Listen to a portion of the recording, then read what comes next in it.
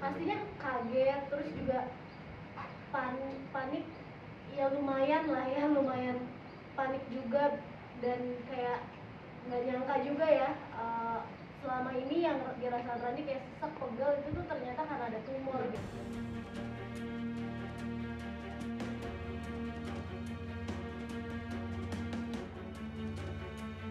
Iya, jadi banyak dari teman-teman semuanya yang bertanya ataupun penasaran ya semenjak aku posting di Instagram. Akhirnya kita mau share perjalanan Randi melawan kanker limfoma Hodgkin, dan hari ini ya kita mau sharing ceritanya gitu, karena di Instagram itu kan aku nggak ngejelasin apa-apa. Terus kemarin paling di YouTube aku juga sempet sih dijelasin tentang kronologisnya seperti apa. Nah sekarang aku mungkin sama teman-teman media yang hadir di sini pengen ngejelasin lagi dan menjawab pertanyaan-pertanyaan kalian kalau misalkan masih ada kayaknya yang masih penasaran ataupun belum jelas gitu. Saya mungkin bisa diceritain awal tahun Randi mengidap kanker itu sekarang sih. Apa berawal dari tumor dulu atau gimana? Jadi dari gejalanya dulu kali ya. Iya. Gimana yang kamu yang ceritain? Iya, jadi waktu terakhir kita tahu gejalanya itu bulan-bulan Oktober 2020. Sebenarnya sih kalau gejalanya tuh nggak ada yang berat atau nggak ada yang obvious banget ya. Waktu itu Randi dari tahun 2019 tuh sempet training buat maraton. Nah terus tuh kalau malam dia suka ngerasa sesek gitu, terus kebangun gitu sampai harus duduk untuk kayak selama 30 menit untuk kayak ngambil nafas sampai ke dalam. Terus setelah 30 menit baru kayak bisa tidur lagi. Cuman kan karena dia lagi latihan buat maraton gitu, lagi seneng lari lah.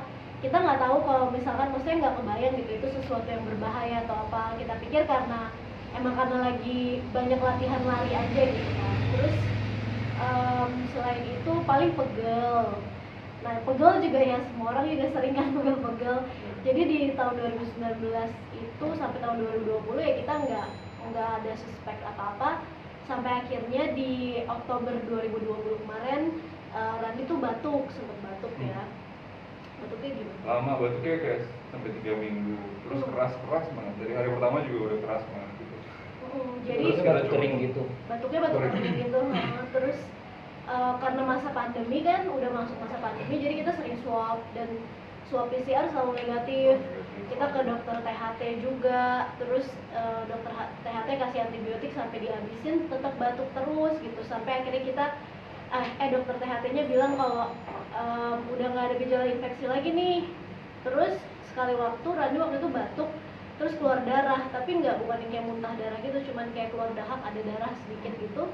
Akhirnya kita ke dokter paru, di ronsen, baru di situ kelihatan bahwa ada massa di rongga dadanya Randi gitu. Terus dokter paru akhirnya menyarankan kita untuk CT scan. Kita CT scan dan baru jelas gitu, benar-benar ada massa di mediastinum atau di rongga dadanya Randi. Massanya juga lumayan gede gitu, ukurannya berapa ya? 92 kali 55, ini dalam mili ya, 92 kali 55 mili, tebelnya 10 mili. 10 cm. 10 mili. Iya, tingginya 9,2 cm kali 5,5 cm, tebelnya cuma 1 cm. Oh, oke. Iya, terus apa? Lanjut Dulu ya. Iya, jadi ya udah akhirnya kan udah ketahuan tuh massa, tapi kan kita nggak tahu ya massanya itu tuh sebenarnya apa sih, apakah tumor jinak ataupun ini sesuatu keganasan. Terus kalaupun tumor juga jenisnya apa gitu kan. Akhirnya harus dilakukan biopsi. Biopsinya itu di-guide juga pakai kayak CT scan gitu, karena kan di dada, terus itu kan banyak organ-organ vital gitu, jadi harus kayak di-guide pakai CT scan, terus diambil dengan jarum gitu sampel. Kalau namanya biopsi tuh sampelnya cuma sedikit sih emang. Awalnya terdiagnosisnya dengan timoma. Timoma itu penanganannya adalah harus dioperasi. Operasinya itu harus dibuka dadanya, jadi bedah toraks. Tapi dokter udah bilang sih, maksudnya biopsi itu tuh nggak representatif seluruh jaringan massa yang ada di dalam situ gitu. Jadi kalau mau better diagnostik, mau tahu sebenarnya ini apa, ya harus operasi. Kemudian masanya itu tuh diteliti lagi gitu, ditaruh ke lab, di patologi anatomi, baru ketahuan itu tuh sebenarnya apa. Awal-awalnya sih kita masih mencoba untuk memproses semua informasi ini, terus kita juga cari tahu dulu siapa nih dokter di Jakarta yang terbaik yang bisa melakukan prosedur ini. Terus kita juga cari tahu sampai ke Singapura juga sih, tapi karena pandemi kita nggak bisa berangkat langsung, akhirnya kayak cuman online doang, konsultasi sama dokter di Singapura tentang timoma ini seperti apa, penanganan terbaiknya kayak gimana, apakah emang harus operasi atau mungkin bisa ada jalan lain. Dia sih bilang pokoknya semua dokter bicaranya sama gitu, baik yang di Indonesia maupun yang di Singapura, pokoknya intinya harus dilakukan sternotomi ataupun bedah toraks untuk ngeluarin masanya tersebut. Terus masanya itu harus diteliti lagi gitu kan, harus diperiksa lagi sebenarnya apa. Kita butuh waktu juga sih waktu itu ya buat kayak memproses itu semua. Akhirnya sampai di Januari baru dilakukan operasi. Itu pun juga karena Randi udah mulai terganggu tuh, batuknya udah makin gatel lagi gitu kan, udah makin sesak.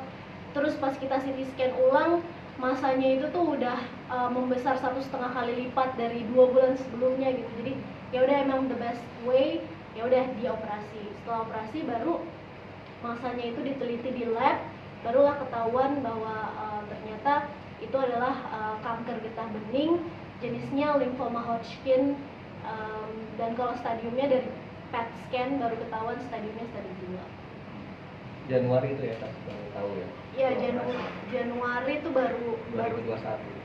Baru tahu itu tuh apa sebenarnya. Januari udah diangkat. Nah kemudian selanjutnya kan ada proses lagi dan penyembuhan segala macam, itu untuk apa sih Kak? Jadi ketika dioperasi, pas dioperasi tuh dokter bilang kalau kenapa man? Jadi ketika dioperasi, pas tumornya diangkat ya dokternya tuh bilang gitu bahwa dia bilang gitu ke kita, ke keluarga, bahwa kalau yang saya lihat ini kayaknya karakteristiknya bukan kayak timoma deh, bukan kayak yang diagnosis awal. Dia bilang itu tuh ini dokter yang mau operasi gitu. Terus dia bilang, dan kami juga cuma bisa ngeluarin masanya itu tuh, tumornya ini tuh cuma bisa kita operasi 80% doang bisa kita keluarin. 20%-nya itu nggak bisa kita keluarin karena terlalu beresiko, karena udah menempel di organnya Randi, terus udah menempel di saraf, ada yang nempel di pembuluh darah besar gitu. Jadinya dokter nggak punya kemampuan untuk, dan terlalu beresiko lah gitu untuk ngeluarin itu. Jadi ya makanya diteliti dulu tuh jenis tumornya apa, kenapa nggak kayak timoma gitu. Dan aku pun juga diinfokan gitu sama dokternya bahwa ada beberapa kemungkinan itu tumornya tuh apa gitu. Yang pertama kemungkinannya itu tadi timoma tapi udah stadium lanjut atau stadium akhir. Yang kedua limfoma pun kan juga ada yang Hodgkin, ada yang non Hodgkin. Yang ketiga kemungkinannya adalah mungkin kanker paru gitu. Makanya diperiksa di lab, ternyata limfoma Hodgkin. Dan kalau limfoma Hodgkin itu penanganannya adalah dengan kemoterapi dan juga radiasi. Biasanya sampai detik hari ini sudah penanganannya seperti apa? Untuk kan sudah dioperasi juga, dan dalam artian Randy sudah dalam penanganan dokter. Tadi kan sempat dibilang tidak ada, masih harus observasi lagi gitu kan ya. Sekarang penanganannya seperti apa? Mungkin harus kemo dengan sebulan sekali atau 2 bulan sekali atau seperti apa? Oke, jadi setelah diketahui masanya itu apa? Itu belum Februari awal. Iya, baru tahu. Ya sekitar bulan Februari lah baru tahu. Kemudian baru ditentukan kira-kira rencana penanganannya kan seperti apa tuh. Kalau untuk kasus limfoma Hodgkin dengan kemoterapi, berapa kali kemoterapinya itu benar-benar tergantung stadiumnya dan juga tergantung pasiennya, gimana tubuhnya merespon terhadap kemo tersebut. Randi udah melewati 4 kali kemoterapi yang dilakukan per 2 minggu sekali. Setelah 4 kali kemoterapi, dievaluasi lagi, di CT scan lagi gimana respon tubuhnya terhadap kemo tersebut. Alhamdulillah respon respon tubuhnya itu sangat baik gitu. Jadi tumornya itu ukurannya mengecil. Jadi dokter memutuskan 4 kali kemoterapi aja udah cukup. Kemudian sekarang Randi lagi menjalankan radiasi, terapi radiasi. Radiasi itu rencananya sih 25 kali. Sekarang dia baru, kamu berapa? Yang 10 sekarang. Oke, sekarang baru yang ke-10.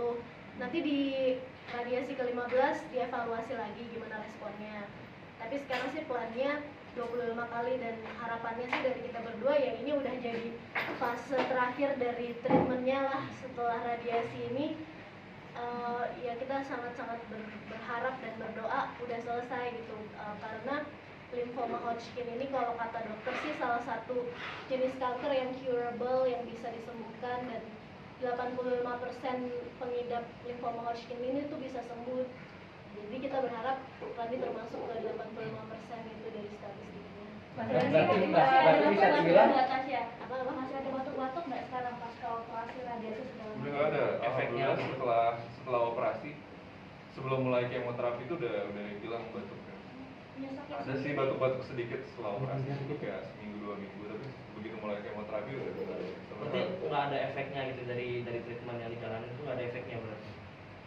Efek kemoterapi. Efek. Efek samping. Iya, efek sampingnya gitu. Efek sampingnya, nah kalau Randi pokoknya dia itu benar-benar kayak miracle banget ya, begitu tumornya dikeluarin, oh ada satu gejala lagi, dia tuh tadinya gatel-gatel banget gitu kan. Begitu tumornya dikeluarin aja, batuknya udah berkurang banget, karena sebelumnya tuh benar-benar kayak per 5 menit tuh bisa 3 kali batuk, benar-benar.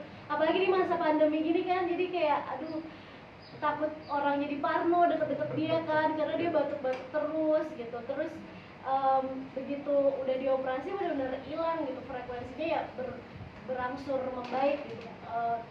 Emang awal-awalnya kan masih karena dadanya habis dibelah gitu kan, masih ada mungkin bengkak apa segala macam, itu masih ada batuk. Tapi setelah itu udah nggak batuk lagi, terus gatalnya tiba-tiba hilang, karena tadinya tuh bener-bener dia gatal-gatal banget gitu, nggak tanpa sebab gitu gatal-gatalnya kenapa. Jadi aku rasa sih kemoterapinya itu tuh kalau untuk ke tumornya sendiri ngefek gitu, dan juga benar-benar respon tubuhnya ya baiklah terhadap kemo. Cuman kalau untuk side effect dari kemo, karena kan yang mungkin kita ketahui kalau kemo tuh biasanya orangnya langsung botak, habis itu muntah-muntah gitu kan. Aku juga awalnya mikir kayak gitu. Jadi sebelum dilakukan semua treatment, aku nanya banyak banget dan aku ngegali informasi. Maksudnya aku baca sampai baca jurnal-jurnal medis, mencoba cari tahu gitu. Aku nanya ke dokter, dan sebelum dilakukan treatment juga aku nanya dokternya nggak cuma satu gitu. Di Jakarta aku ke 3 dokter, terus di Singapura juga kita ke 1 dokter lagi untuk tanya kira-kira kayak gimana sih biasanya nge-treat lymphoma Hodgkin ini, dan kalaupun kemo side effect-nya tuh apa aja. Kata dokter yang pertama, efek sampingnya adalah sel darah putihnya pasti turun. Makanya Randi itu rentan banget terkena infeksi. Terus yang kedua, mungkin ada mual muntah, ada sariawan, terus apa lagi, diare gitu kali ya, terus rambut rontok. Cuman dokter bilang setiap pasien itu beda-beda banget respon tubuhnya terhadap kemo, side effect yang dirasakan tuh beda-beda banget. Dan alhamdulillah, masya Allah, Randi aku lihat sih dia benar-benar dapat efek samping kemo yang ringan banget, yang minor banget. Dia cuman cegukan doang. Jadi setelah kemo cuman cegukan doang, rontok ada, cuman bisa dilihat kan Banyak, sekarang rontoknya masih, banyak sebenarnya, setiap mandi itu banyak, tapi masih ada juga sekarang alhamdulillah. iya belum botak gitu. Iya belum botak. Mungkin juga karena kemonya sampai saat ini kan hanya 4 kali gitu. Dia baru rontok tuh di kemo ketiga. Malah aku lebih rontok ya, nggak di kemo, malah aku lebih rontok rambutnya daripada dia. Terus mual nggak ada sih alhamdulillah. Karen ini ada efeknya juga nggak? Tantangan yang Karen disuruh dokter atau apa gitu? Kalau pas kemoterapi sih enggak, dokter bilang nggak ada pantangan khusus ya buat pasien-pasien kemo, ya khususnya buat yang lymphoma Hodgkin dan saya sendiri. Terus ya jadi kayak tetap makan daging, malah bagus makan daging merah karena itu meningkatkan sel darah putih kata dokter. Terus ya kalau pantangan makanan nggak ada sih, tapi ada makanan-makanan yang dia sarankan seperti kayak jamur. Jadi namanya imunomodulator karena kan yang kita belain tuh maksudnya kayak semoga side effect kemonya tuh nggak terlalu parah gitu di Randi. Jadi kayak untuk meningkatkan sel darah putih harus makan protein hewani. Itu didapatkan dari kayak daging merah, terus seafood, ikan gitu tuh harus. Kemudian habis itu yang imunomodulator itu tuh kayak probiotik, jamur-jamur. Itu dia disuruh konsumsi banyak-banyak, disuruh minum daun kelor juga, antiinflamasi. Terus apa lagi ya? Kurangin lemak sama kurangin makanan yang manis-manis. Terus sebenarnya kalau kata dokter sih yang harus menjaga makanan tuh kita yang sehat gitu. Jangan sampai kita makan makanan-makanan yang karsinogen yang memicu timbulnya kanker. Cuman kalau lymphoma Hodgkin sendiri ini tuh belum diketahui penyebabnya tuh apa. Turunan pun enggak. Ada beberapa faktor resiko mungkin kalau kayak obesitas atau apa gitu aku juga nggak hafal. Cuman faktor resiko itu tuh juga nggak ada di Randi karena Randi selama ini juga pola hidupnya sehat. Dia maraton aja selesai gitu kan, maksudnya dia lari maraton iya, olahraga iya, makan juga wajar-wajar aja.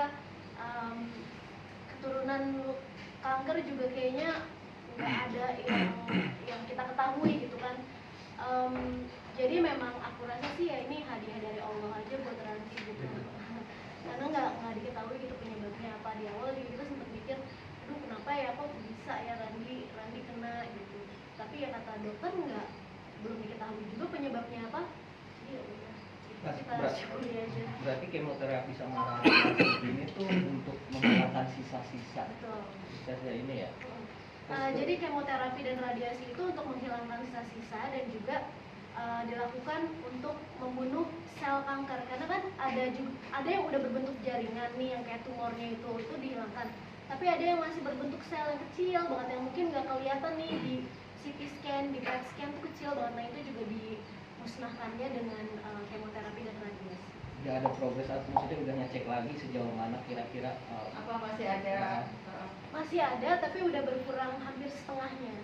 Jadi udah kecil banget gitu. Tinggal radiasi, makanya radiasi juga ada pantangannya sih. Begitu dari kemo ke radiasi terus beda gitu. Kalau radiasi justru kalau di kemo kita harus Radi harus minum suplemen vitamin apa segala macam boleh. Begitu radiasi semua yang antioksidan harus di stop. Justru antioksidan yang biasa kita konsumsi untuk sehat sama dia harus di stop karena kalau radiasi katanya yang dibelain adalah harus ada proses oksidasi, makanya nggak bisa kalau makan makanan yang antioksidan. Terus paling vitamin A, vitamin C, vitamin E itu dia nggak boleh. Paling bolehnya madu masih boleh ya.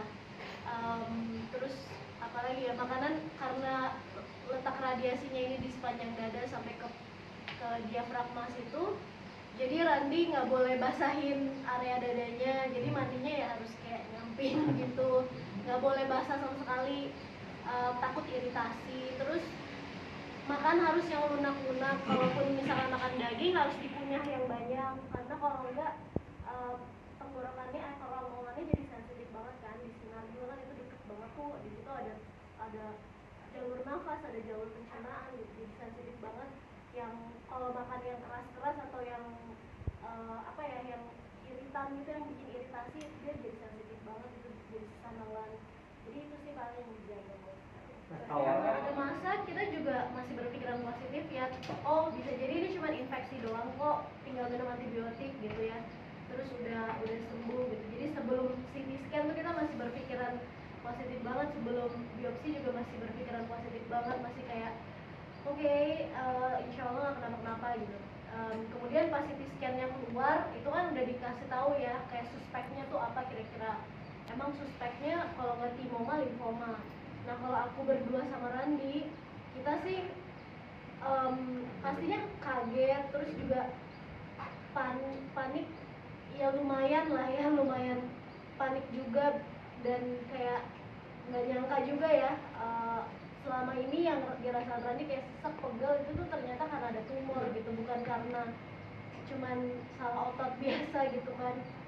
Terus Cuman kalau aku sendiri sih sebagai support systemnya Randy, ya aku nggak mau berlarut dalam kesedihan gitu, karena buat apa gitu, realitanya adalah ya ini terjadi gitu, ngapain kayak deny ataupun apa ya, bersedih gitu. Dan aku pengen banget bisa apa ya, berfungsi gitu buat Randy, bisa ngebantu Randy melalui ini semua. Jadi kok yang aku lakukan, daripada fokus ke rasa sedih dan segala macam, aku fokus ke pelajarin tuh kira-kira apa aja sih possibilitiesnya yang tadi disebut, imoma, lymphoma, penanganannya harus seperti apa, terus treatmentnya kayak gimana, kita harus ke dokter apa, step-stepnya bakalan kayak gimana. Dan aku sama Randy berdua kita diskusi gitu, kayak yang kalau kamu nanti timoma nih, ini yang akan terjadi ini bakalan kayak gini, terus kalau kamu limfoma nanti yang bakalan terjadi kayak gini, mungkin kita harus melalui kemoterapi, melalui radiasi gitu. Walaupun kita pastinya berharap yang terbaik gitu ya, resultnya yang terbaik, tapi kita juga harus menyiapkan hal-hal yang terburuk gitu yang terjadi. Makanya kita pelajarin dulu nih fakta-faktanya seperti apa, jadi kita nggak kaget lagi gitu ketika dikasih tahu, oh ternyata ini, terus treatment plannya kayak gini, kita tuh udah nggak kaget lagi. Jadi pas ke dokter, begitu dikasih tahu lymphoma, ya kita udah punya basic knowledge gitu, kita udah punya informasi dasar. Oh berarti kita harus kayak gini ya dok, berarti ini harus kayak gini ya dok, udah dikonfirm sama dokter.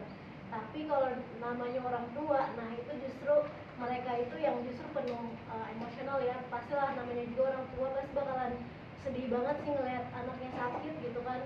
Jadi mama aku, orang tuanya Randy apalagi, ya itu begitu tahu ada masa itu langsung sedih banget, langsung bener-bener. Mama aku pas aku, kan mama nganterin ke rumah sakit tapi di mobil itu anak gua sakit, mah kayaknya ini masa deh kemungkinan tumor, itu dia langsung nangis di mobil, bener-bener nangis kayak, masa sih kamu periksa lagi ke dokter yang lain, kamu periksa lagi gitu-gitu. Terus orang tuanya Randy juga ya pastinya sedih banget. Mamanya Randy langsung turun 5 kilo kayaknya dalam waktu 1 bulan gitu karena kepikiran. Nah cuman balik lagi, aku sama Randy justru kita berdua yang menguatkan orang tua bahwa insya Allah Randy masih muda, umurnya masih panjang, dan namanya hidup itu Allah yang nentuin lah. Kita sebaik-baiknya kita berikhtiar gitu, kita usaha untuk kesembuhan Randy. Rasanya tapi takutnya kan nonton itu efek stres kamu gitu, masih walaupun nggak mengeluarkan kesedihan, tapi akhirnya berdampak sama diri kamu. Kayaknya sih gitu ya. Jadi maksudnya kayak mungkin secara pikiran gitu aku kayak mencoba untuk tegar, maksudnya nggak mau berlarut dalam kesedihan. Pasti sedih ada lah ya, siapa sih yang nggak sedih, maksudnya suaminya sakit gitu kan.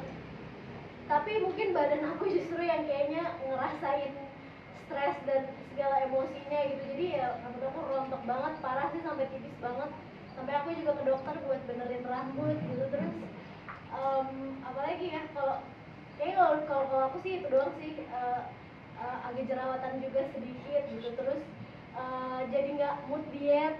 Kalau itu emang nggak mood aja sih. Ngefek ke anak juga sih, ada kontak batin sama ayahnya.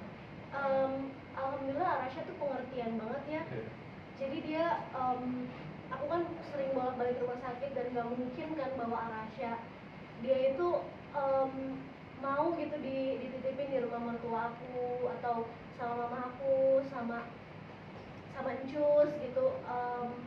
Dia nggak yang tantrum nangis-nangis. Beda banget kalau misalkan aku kayak misalkan mau ke supermarket gitu ya, itu tuh dia bisa langsung nangis. Maksudnya dia pas tahu aku pergi langsung nangis gitu.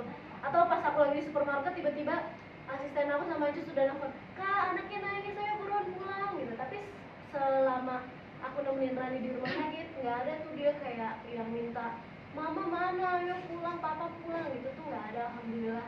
Cuman Arasha itu jadi lebih posesif banget ke aku gitu. Jadi dia kayak bener-bener nempel terus. Makan selama waktu itu Randy dioperasi, makan tuh maunya disuapin aku. Jadi begitu aku pulang, dia maunya mamahnya yang suapin. Terus aku drop dulu Randy ke rumah sakit, terus aku drop Arasha ke tempat mertua aku, baru aku balik lagi nemenin Randy. Tapi dia maunya kayak dianterin dulu, disuapin dulu, kadang-kadang minta dimandiin dulu. Yang sebelumnya kayak dia biasa aja gitu, sama siapa aja dia mau gitu, sama Encus, sama omanya kan, sama siapa dia mau. Nah kalau ke Randy dia pengertian banget.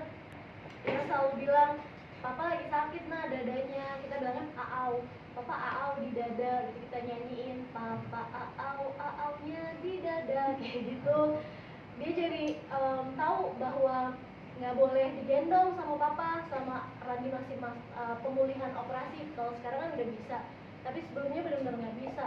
Padahal tahu sendiri kan, mungkin kalau ngeliat Instagram aku, Randi sama Rasya tuh kalau main ekstrim kan, yang kayak gendongnya dibalik lah, yang ditaruh di atas lemari lah, apalah. Cuman selama Randi masih pemulihan pasca operasi, Rasya alhamdulillah ngerti banget. Malah Rasya yang suka ingetin Randi gitu kalau Randi lagi kayak mencoba mau gendong papa aau. Dikit aja pada waktu itu, terus dia ingetin. Aku juga kaget dia sampai bisa ngomong. Iya, dia bilang papa aau, jangan gendong Arya, kata dia kayak gitu. Nanti kalau papa udah sembuh baru papa gendong Ar, bisa deh gendong Ar, kata dia kayak gitu. Alhamdulillah sih pengertian banget Rasya. Iya,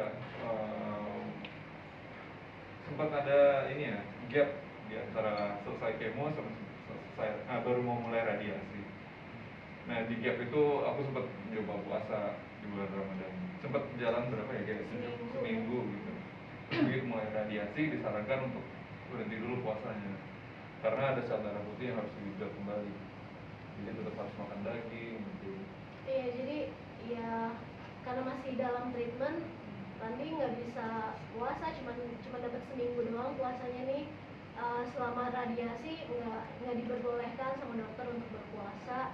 Ya kita mengikuti saran dokter aja, dan ya alhamdulillah di Islam kan juga kalau namanya sakit diperbolehkan untuk nggak berpuasa dan menggantikannya di kemudian hari gitu kan. Jadi kita ikutin aja, dan kita pakailah fasilitas yang diberikan Allah kepada Randi gitu untuk sekarang fokus ke penyembuhan dulu. Baru dari dunia hiburan tanah air. Jangan lupa like, komen, dan subscribe SK Entertainment untuk menyaksikan video-video terbaru lainnya. Sampai jumpa.